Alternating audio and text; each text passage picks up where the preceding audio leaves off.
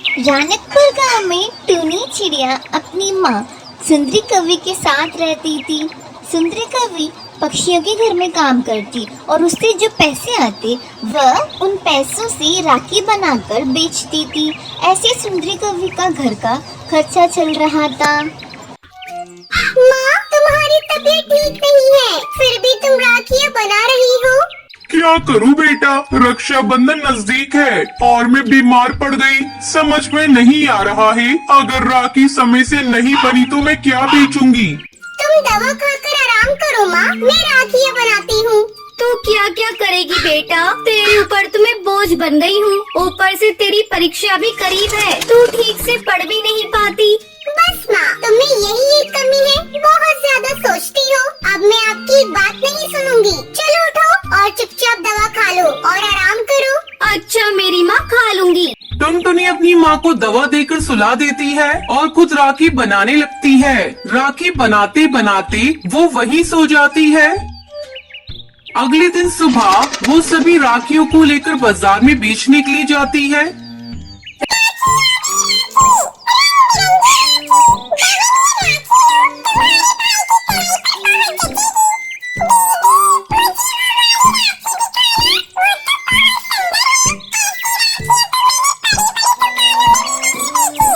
शाम तक टुनटुनी सारी राखियाँ बेच देती है।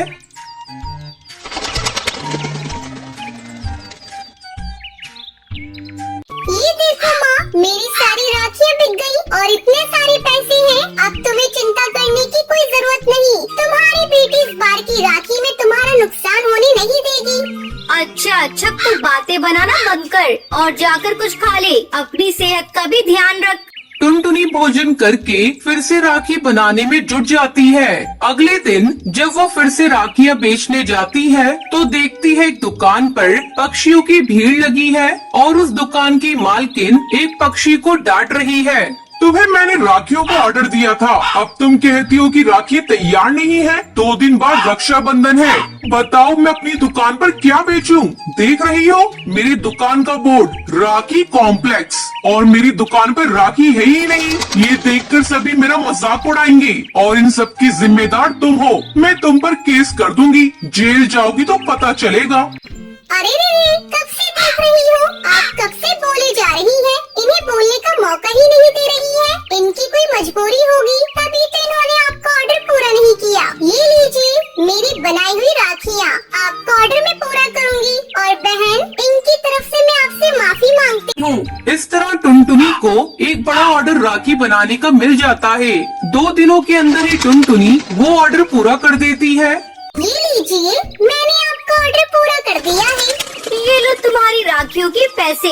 अगर तुम्हारी बनाई हुई राखी को पक्षियों ने पसंद किया तो अगले साल का ऑर्डर मैं तुम्हें ही दूंगी। टुनटुनी बहुत खुश थी क्योंकि उसकी राखियाँ हाथों हाथ बिकने लगी और उसको नया ऑर्डर भी मिल जाता है। टुनटुनी, तुम बुरा न मानो तो तुमसे एक बात कहना चाहती हूँ। ऐसी कौन सी बात है जिसे आप कहेंगी तो मैं बुरा मान जाऊंगी? पहले आप बोलिए तो। टुनटुनी, तुम दिल की बहुत अच्छी हो, मैं तुम्हें अपनी बहू बनाना चाहती हूँ। अगर तुम्हें एतराज ना हो तो इस रक्षाबंधन पर मैं अपने बेटे का घर बसाना चाहती हूँ। मेरा बेटा एक बड़ी कंपनी में जॉब करता है। ये देखो, ये है मेरे बेटे की फोटो। टुनटुनी फोटो देखकर शर्मा जाती है। तुम इस रिश्ते के लिए तैयार हो? लेकिन माँ जी, शादी के लिए मुझे माँ से आज्ञा लेनी होगी। टुनटुनी घर जाकर सारी बात अपनी माँ को बताती है। सुंदरी कौवी अपनी बेटी का घर बसाने के लिए तैयार हो जाती है। इस तरह टुनटुनी और टुन्नू चिड़िया की शादी हो जाती है। टुनटुनी चिड़िया विदा होकर अपने ससुराल चली जाती है और खुशी खुशी अपने पति के साथ अपनी जिंदगी बिताने लगती है।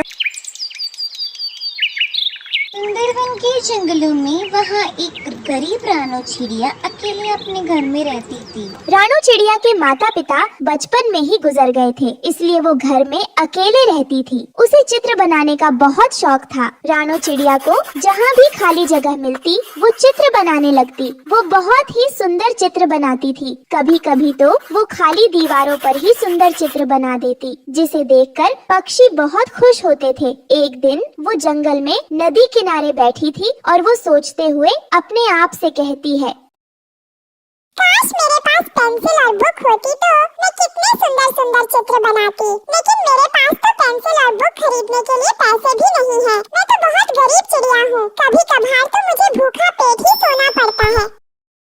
ये कहकर उदास रानो चिड़िया जमीन पर पड़ी लकड़ी से एक आम का चित्र बना रही थी। तभी वहाँ पर एक बूढ़े बाबा आते हैं और रानो चिड़िया से कहते हैं, बेटा, मुझे बहुत प्यास लग रही है। मैं उड़ता उड़ता बहुत थक गया हूँ। अगर तुम्हें कोई परेशानी न हो तो तुम मुझे पानी लाकर पिला सकती हो।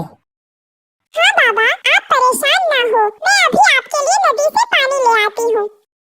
ये कहकर रानो चिड़िया नदी से पानी लेने चली जाती है। थोड़ी देर बाद वो बूढ़े बाबा के लिए पानी ले आती है और उन्हें पानी पिला देती है। बहुत बहुत शुक्रिया बेटा तुम्हारा। तुम एक बहुत अच्छी और नेक दिल चिड़िया मालूम पड़ती हो। तुम यहाँ अकेले इस जंगल में क्या कर रही थी? तभी बूढ़े बाबा की नजर रानो चिड़िया के बनाए हुए आम के चित्र पर पड़ती है। वो उस चित्र को देखकर रानो चिड़िया से कहता है, अरे वाह बेटा, ये आम का चित्र तो बहुत ही अद्भुत है। तुम्हारी चित्रकला तो बहुत अच्छी है। ये आम का चित्र एकदम असली आम जैसा लग रहा है। आपका बहुत बहुत शुक्रिया बाबा जी, जो आपने मेरी चित्रकला की तारीफ करी। अरे बेटा, वैसे तुमसे एक बात पूछूं? तुम ये चित्र पेंसिल से कॉपी पर क्यों नहीं बनाती हो? कॉपी पर चित्र बनाने से तुम्हारे चित्र तुम्हारे पास हिफाजत से रहेंगे, वरना इस तरह जमीनों पर चित्र तो बारिश और हवा की वजह से 2 मिनट में खराब हो जाते हैं। फिर रानो चिड़िया उस बूढ़े पक्षी को अपनी आप बीती सुनाती है। बाबा जी, मैं बहुत गरीब हूँ। बचपन में मेरे माता पिताजी के गुजर जाने के बाद मेरी सारी इच्छाएं अधूरी रह गई। और तो और नोटबुक पेंसिल खरीदने के लिए पैसे भी नहीं है मेरे पास। इसलिए जब भी मेरा मन करता है मैं खाली जमीन और दीवारों पर चित्र बना देती हूँ।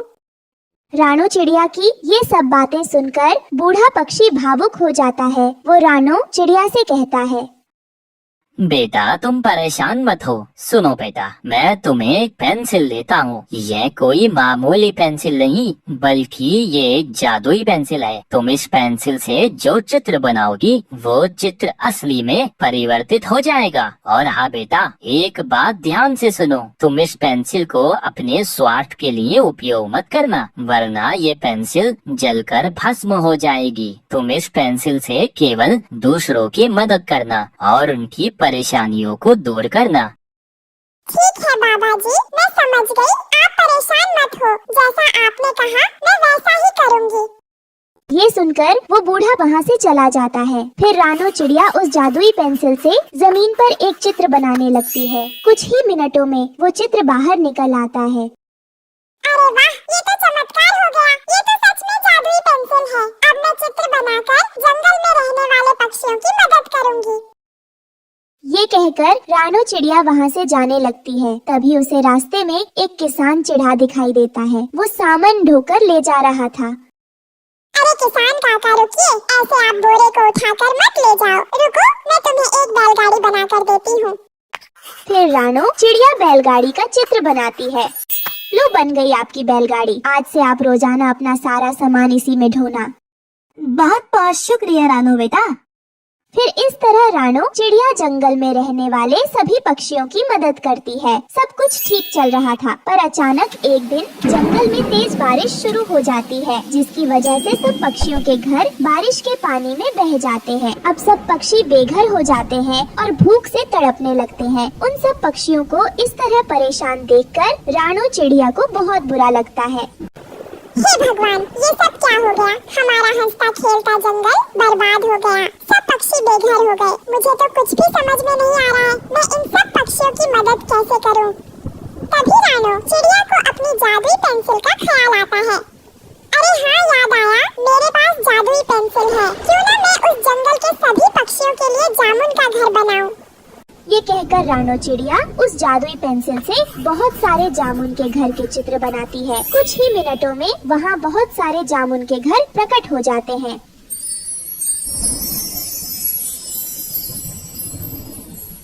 जिसे देखकर सब पक्षी बहुत खुश होते हैं। अरे वाह रानो चिड़िया, ये जामुन के घर तो बहुत सुंदर है। तुम्हारा बहुत बहुत शुक्रिया जो तुमने हमारी इतने बुरे वक्त में मदद की। हम सब पक्षी तुम्हारा ये एहसान कभी नहीं चुका पाएंगे। फिर वो सब पक्षी उस जामुन के घर में रहने लगते हैं। तभी रानो चिड़िया का पड़ोसी कालू कौवा रानो से कहता है, बेटा रानो, तुम इतने सारे चमत्कार कैसे कर लेती हो? कालू अंकल, वो सब चमत्कार इस जादुई पेंसिल का है। जो चाहिए उसका चित्र बना दो, तुरंत वो चीज चित्र से बाहर आ जाएगी।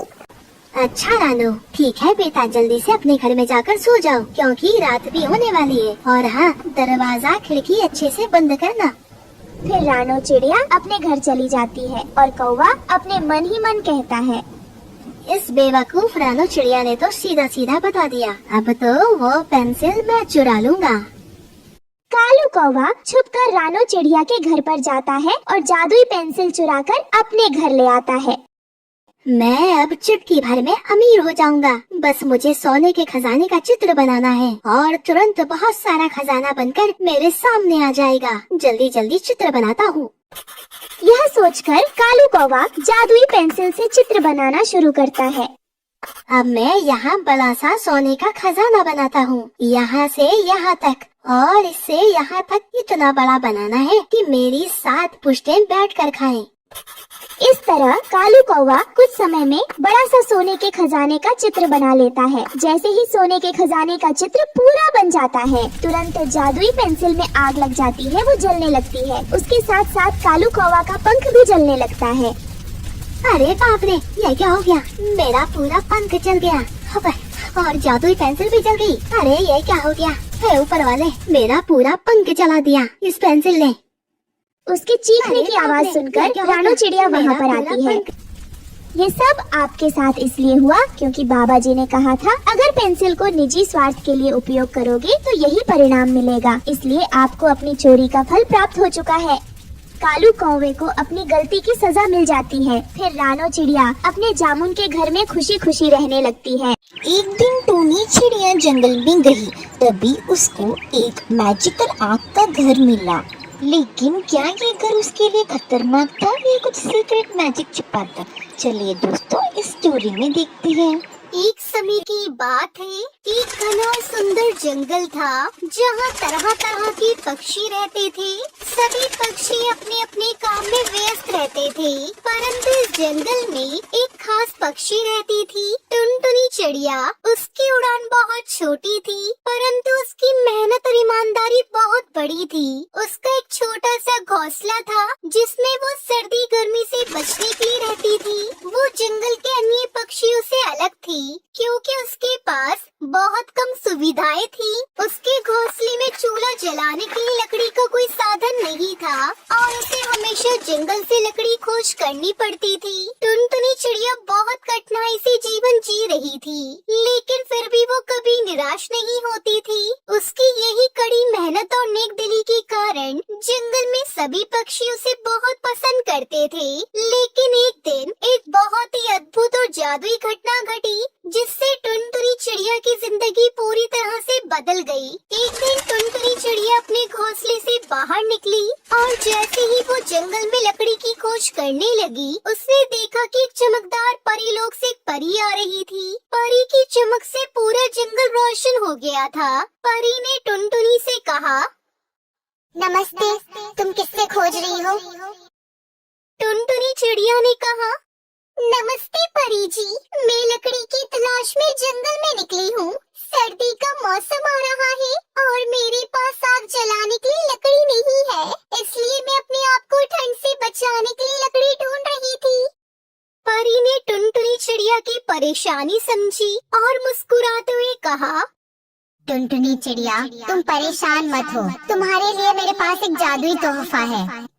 टुनटुनी हैरान होकर बोली, जादुई तोहफा? आप क्या कह रही है? मेरी तो कुछ भी समझ में नहीं आ रहा है। परी ने अपनी चमचमाती छड़ी से इशारा किया और एक छोटा सा जलता हुआ घर सामने प्रकट हो गया। वो घर पूरी तरह से आग से जल रहा था, लेकिन कोई भी आग से जलने की चिंता नहीं थी। ये घर था आग से बना हुआ जादुई आग का घर। टुनटुनी ने हैरान होकर पूछा, ये क्या है परी? यह एक जादुई आग से बना घर है। ये तुम्हारे पास हमेशा रहेगा। जब भी तुम्हें सर्दी या गर्मी लगे, इस घर की आग तुम्हारी मदद करेगी। तुम्हें अब लकड़ी की तलाश नहीं करनी पड़ेगी। बस इस घर में आकर आराम से बैठो और इसकी गर्मी का आनंद लो। टुनटुनी चिड़िया की आंखों में आंसू आ गए। उसे विश्वास नहीं हो रहा था कि उसके जैसे छोटे से पक्षी को इतनी बड़ी मदद मिल रही थी। उसने परी का धन्यवाद किया। धन्यवाद परी जी, आपने मेरी मुश्किल आसान कर दी। मैं हमेशा आपकी आभारी रहूंगी। आप नहीं जानती आपने मेरी कितनी बड़ी मुश्किल दूर कर दी। कोई बात नहीं टुनटुनी चिड़िया, तुमने अपनी मेहनत और ईमानदारी से इस जंगल को सुंदर बनाया है और यही तुम्हारी सच्ची शक्ति है। ये आपका घर तुम्हारी मेहनत का ही परिणाम है।